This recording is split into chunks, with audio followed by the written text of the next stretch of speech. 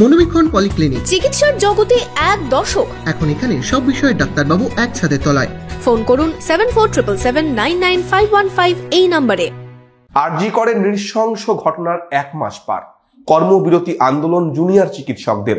অন্যদিকে কাজে ফিরতে সুপ্রিম কোর্টের নির্দেশ। কর্মবিরতি কি উঠবে? মুর্শিদাবাদ মেডিকেলের আন্দোলনরতরা কি বলছেন? আরজি কর ইস্যুতে আন্দোলনরত জুনিয়র চিকিৎসকদের মঙ্গলবার বিকেল 5টার মধ্যে কাজে ফেরার নির্দেশ দিয়েছে সুপ্রিম কোর্ট।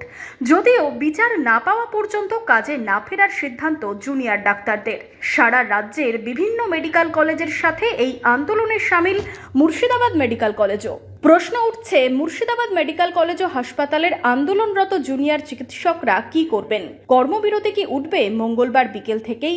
জানিয়ে নিজেদের অবস্থান স্পষ্ট করলেন মুর্শিদাবাদ মেডিকেলের জুনিয়র ডাক্তাররা। তাদের দাবি, পুরোপুরি কাজে যোগ দিতে তারা আগ্রহী নন। রোগী পরিষেবা সচল রাখতে 7ম দিনে পা রেখেছে অভয়া ক্লিনিক। বিচার না পাওয়া পর্যন্ত সেই অভয়া ক্লিনিকই চলবে। একই সাথে এমার্জেন্সি পরিষেবাও সচল রয়েছে।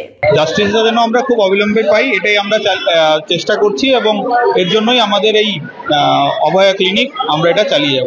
কাজ করছিলাম, আমরা যেভাবে কাজ করছিলাম সেটুকুই করব এবং তার সঙ্গে সঙ্গে আমাদের অভয়া ক্লিনিক এটা কন্টিনিউ চলবে।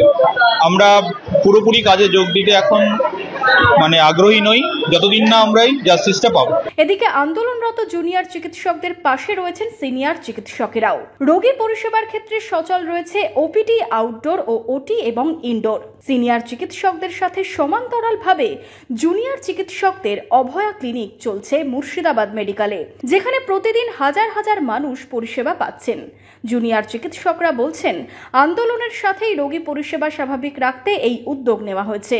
আন্দোলনের শুরু থেকেই রোগী পরিষেবার দিকটিতেই বেশি গুরুত্ব দেওয়া হয়েছে। আমরা কিন্তু কাজে অলরেডি জয়েনই ছিলাম, ঠিক আছে?